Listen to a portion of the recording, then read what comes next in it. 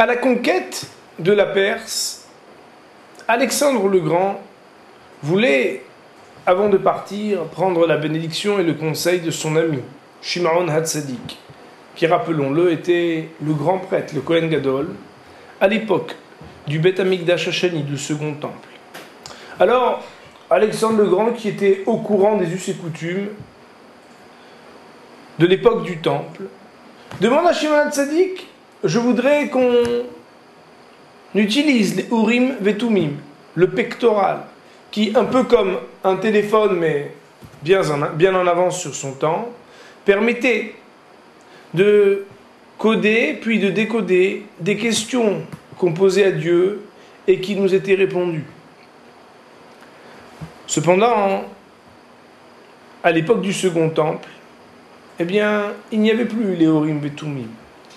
Et Shimon Hatzadik de dire à Alexandre le Grand: vous savez, on ne peut plus utiliser le pectoral du grand prêtre. Mais malgré tout, je vais adresser personnellement une prière à Akadosh Baruch Hu, à Dieu, pour lui demander conseil et bénédiction, et j'espère avoir des signes d'une réponse positive pour vous et pour votre conquête de la Perse. Aussi, c'est ce qu'il fit.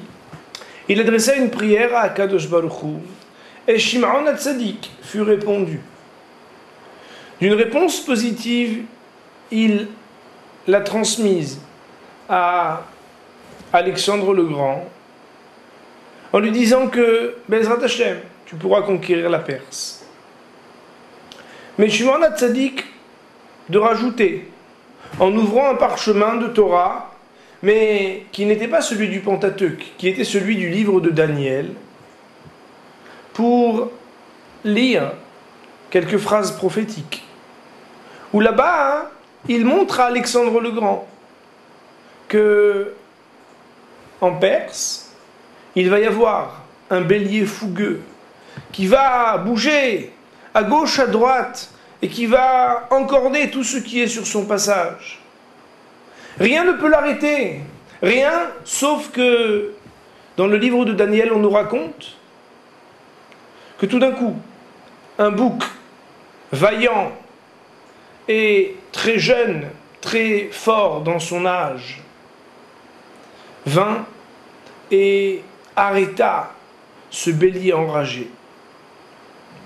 Et là, Shimon Hatzadik de dire à Alexandre le Grand: vous pouvez constater que l'élucidation de cette prophétie, qui avait pourtant été prédite il y a de ça de longues années par Daniel,